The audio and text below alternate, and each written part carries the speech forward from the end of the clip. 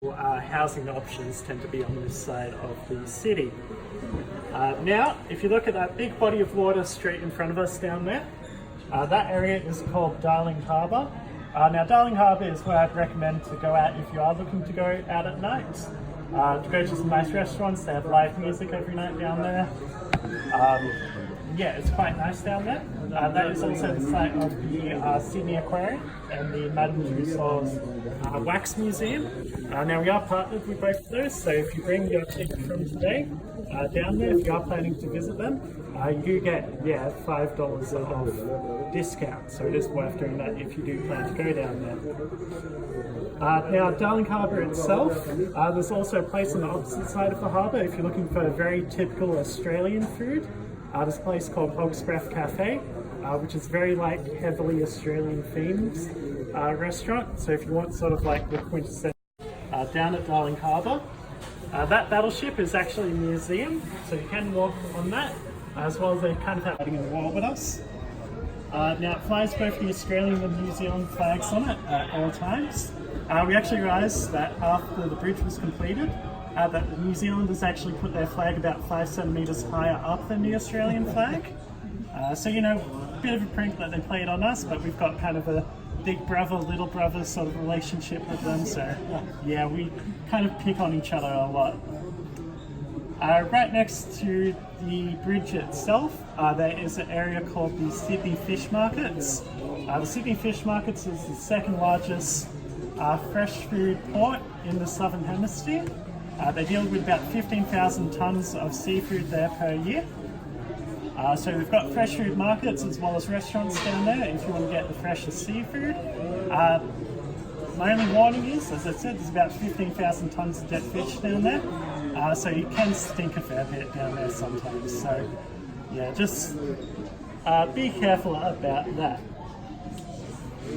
Then if you kept on heading far west, right to the horizon, that would take you over to the Blue Mountains. So the Blue Mountains there is one of the only rainforests in the world that's not part of a tropical climate. Because of that, they have very kind of unique animals and plants that only live in that very small area. They also have some of the oldest trees dating back thousands of years that are still alive today. So it's about a 2-hour trip over to the Blue Mountains on the train. Make sure you wear a nice jacket or something. They did have snow there a couple of weeks ago, so it can get a bit cold over there.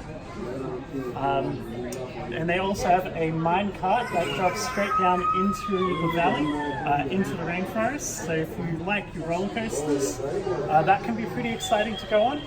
When I was about 10 years old, and I cried the whole way down.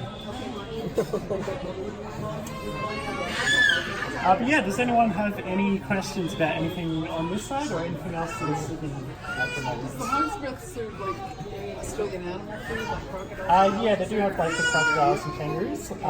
I mean, they try to push that. Here in Australia, we don't really eat. We'll occasionally eat kangaroo, but crocodiles pretty much just a gimmick for tourists. Yeah. Alright, thank you everyone. So what I'll do, I'll give you these cards. They're for 10% off at discount at the shop downstairs. It'll also show you on the back of the card how to give feedback about the tour today. So if you go downstairs right before you enter the gift shop, there'll be a computer asking for your feedback today. This takes about a minute or two. If you thought I did a great job on the tour today, feel free to mention, hey, we did a great job on the tour. All right. We really enjoyed it. We'll do it. If you did enjoy the tour today, feel free not to mention Liam. Oh, sorry, I didn't give you one. I'll grab you one. Thank you very much. But yeah, if you have any other questions today, feel free to ask me.